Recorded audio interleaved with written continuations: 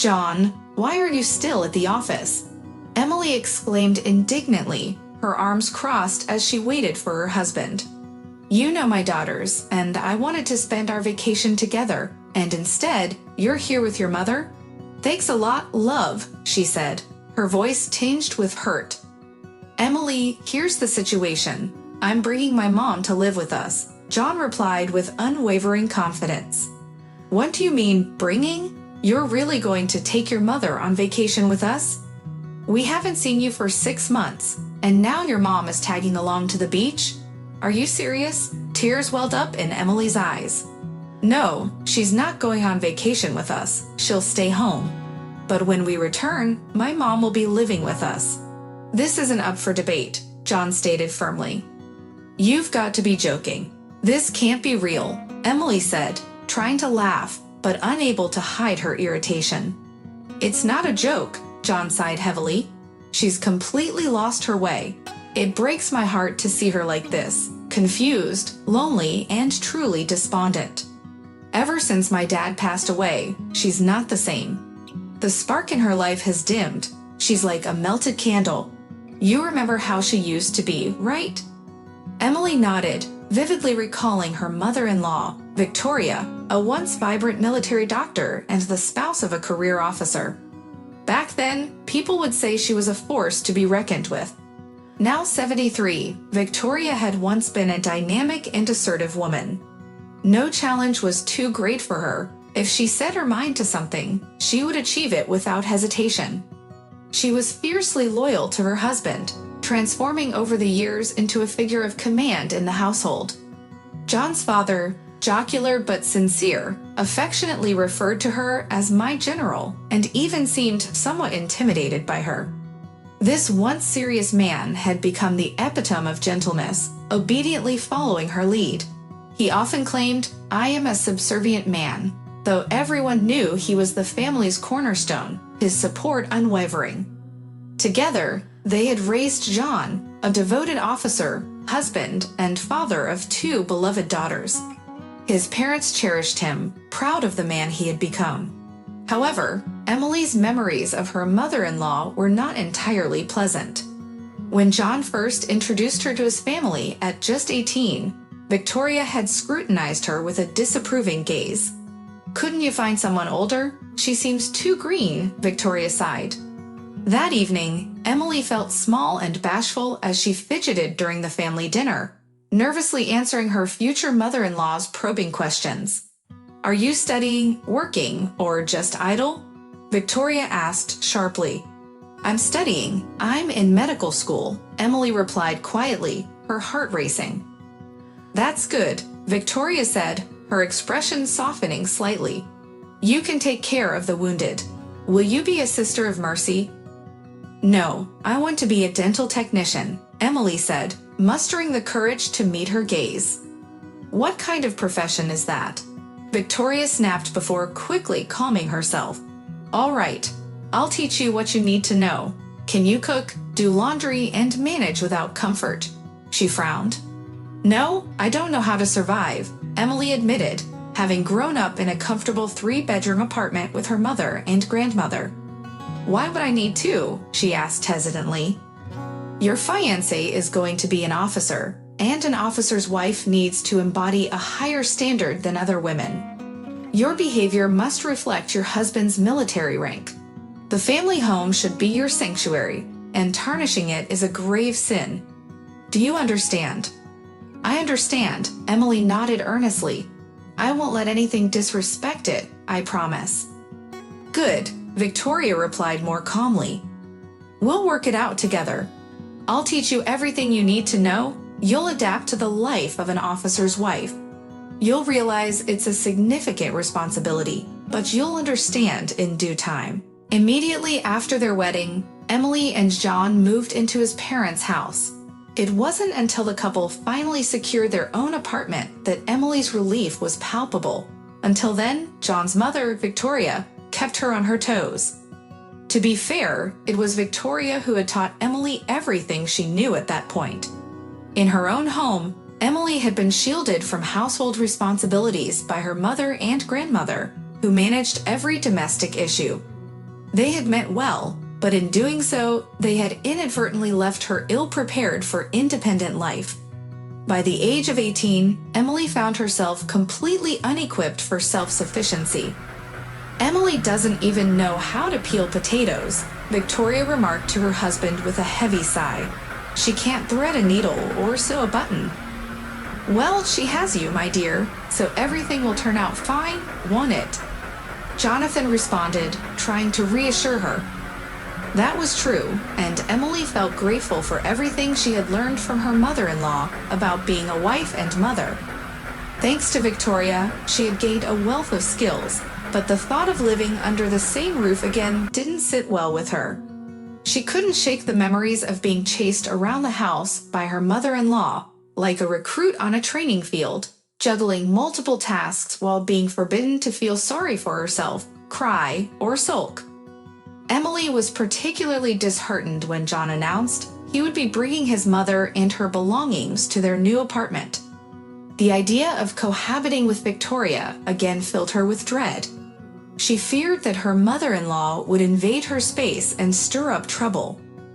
Emily was convinced that once they settled in, Victoria would inevitably become the root of all household conflicts. Is it really too far-fetched to think this could lead to divorce? She pondered anxiously, waiting for John's car to arrive with his mother and her things. Despite her reservations, she didn't want to deny her husband's request. Victoria was placed in the living room. To Emily's surprise, her mother-in-law seemed changed. She no longer meddled in household matters or made comments about Emily's actions. Instead, she helped only when asked and spent her time knitting, attending church, or sitting quietly at her laptop. John's mother had become much quieter, almost withdrawn from the hustle and bustle of life. "Victoria, you've changed," Emily said with a smile as she perched on the edge of the bed, eager to engage in conversation. "I don't see it that way," John's mother replied with a shrug. "I've always been the same." "No, you were much more intense before.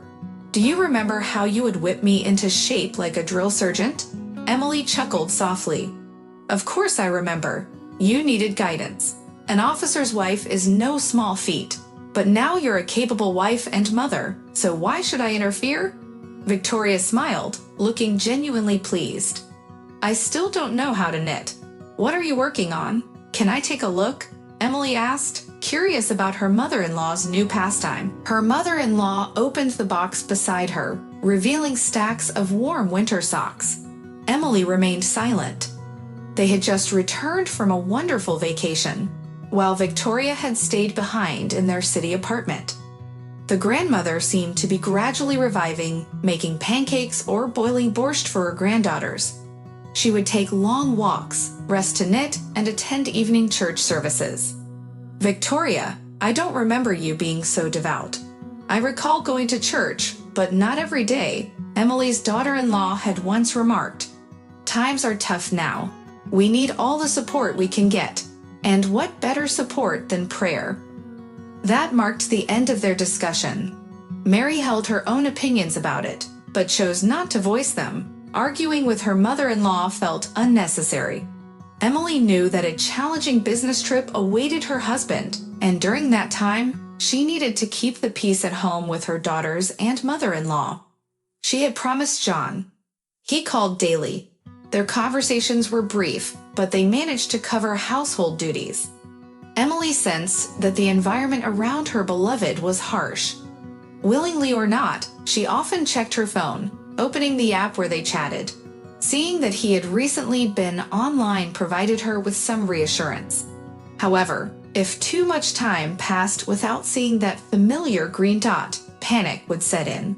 She couldn't find peace until she confirmed he was online. She also noticed her mother-in-law often stayed up at night. The light from her room was frequently on. Emily tried not to disturb her, understanding that she too was struggling. Months passed, and one morning, John failed to call as he usually did. Despite his request for her not to reach out first, she dialed his number, her heart racing. The dreaded phrase echoed back. "The subscriber's machine is switched off or is out of range." By evening, those words looped relentlessly in her mind. Repeatedly, the automated voice delivered the same message, edging Emily close to despair. She either cried or wandered through the house in a daze.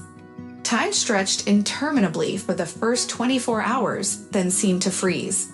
Lying on her bed, turned away from the wall, Emily didn't move. The tears had stopped. It was just the unbearable ache within her. "Emily, get up!" Her mother-in-law's voice cut through the silence. "Let's go to church." "I'm not going anywhere," Emily murmured, barely audible. "I don't want anything." "Get up," her mother-in-law insisted, pulling her firmly by the arm. "Why are you burying him before his time? John is alive. He'll return soon. I can feel it." The confidence in her voice ignited a flicker of hope in Emily. "How do you know?" Emily turned to sit up. "Do you have some kind of feeling?" "What can I do, Mom?" she asked, her voice breaking. "Believe and pray," her mother replied plainly. Emily noticed the absence of tears in her mother-in-law's eyes, replaced by an unwavering determination. "Do you really think that will help? I'm exhausted. I don't believe he's okay. He's been out of touch for 3 days, and this has never happened before. We've been together for 20 years. If he were alive, he would find a way to let me know." "Just a word," Emily cried, covering her face in despair. The girls were scattered around the house, unsure how to console their mother, sharing in the heavy atmosphere. Even the youngest instinctively felt that something was terribly wrong with her father, a realization that weighed heavily on the eldest as well. "Don't cry, Emily. Remember, you're an officer's wife. You're supposed to believe, to support your husband, and pray for him. My son is alive. I'm praying for him, and he'll come back. Stop wallowing in sorrow. Don't forget, John's father served in Afghanistan. Do you think that was easy for me? Prayer helped then." She continued, "I brought him back from captivity and from the brink of despair. My son will return." Emily stared at her mother-in-law in disbelief, but in that moment, found herself nodding slowly, comforted, if only slightly, by her strength. "Have faith, Emily. Trust and wait." Time passed. Days turned into weeks, yet her mother-in-law kept praying, holding on to hope. 2 months without any word from John began to weigh heavily on Emily's mind. How would she talk to the children? How could she explain that their father might never return? After much contemplation, she decided to confront her mother-in-law about it. When she did, the older woman glared at her as if trying to crush her spirit. "Don't you dare utter such things. John will return. Don't harm the children's hearts with doubt. Their father is alive. You need to be a support for them now, not a source of disappointment. Just tell them he'll be back. He's on a mission, and he will return." "When is he coming back, Mom?" Emily cried, frustration bubbling up. "It's as if you don't understand reality. You know what kind of service he's undertaking. He won't just waltz back in," she insisted. "Don't raise your hopes." Emily was on the verge of hysteria again when, for the first time, her mother-in-law slapped her. It was a wake-up call. From that day forward, Emily refused to speak to her mother-in-law. Her anger simmered whenever she witnessed her mother-in-law engaging with her granddaughters, recounting stories of the hardships of army life. She reminisced about the humorous moments from her own travels with her husband to various garrisons, and the girls would giggle along. "Grandma, will Daddy be back soon?" the youngest would often ask, with the elder sister watching with expectant eyes. "I think he'll be back soon, unless, of course, they sent him on another mission. If that happens, we'll just have to wait a little longer. You know how it is with service," she replied. "But he's still coming home, right? He will, won't he?" The youngest pressed again, her innocent hope shining through. "Of course, where else would he go? Home. He wouldn't just pass by home," the grandmother replied cheerfully, prompting smiles from the girls. "What are you doing to their heads?" Emily snapped, her irritation boiling over. "You're losing your mind, so at least leave them out of it." "I'm going to church," her mother-in-law said calmly. "I'm going to pray for my son's health, and for him to come home soon." With that, She opened the door and stepped outside. Emily watched through the window as her mother-in-law slowly made her way across the yard, relying on her cane. For years, joint pain had tormented the older woman, yet she still ventured to the temple. Despite her slow pace, she pressed on, often stopping on a bench to catch her breath, only to continue again. John had been missing for 3 months. Then, on New Year's Eve, the phone rang. When Emily saw an unidentified number, her heart raced. "Good afternoon, I'm listening," she answered cautiously. "Emily, is that you?" came her husband's voice on the line. "John," she screamed with such force that the entire family came running. "Where are you? Are you in the hospital? We're on our way." Tears of joy streamed down her face as she looked at her children and her mother-in-law, who sat nearby, her expression a mix of surprise and concern. It turned out that John had been seriously injured and suffered a concussion that caused memory loss. He had no documents on him, making it challenging for authorities to identify him. Amidst this turmoil, a young nurse named Emily started working at the hospital. It was an incredible coincidence. She was attentive to all the wounded, frequently checking in on John, adjusting his pillow and blanket, things not typically in her job description. During his recovery, John recalled fond memories of his mother, Victoria, who had often taken him to her job at a military hospital when he was a child. It was this recollection that helped trigger the memories of his name, his wife, and his children. In that moment, Emily realized that everything had unfolded for a reason. It was then that she genuinely believed in the power of a mother's prayer,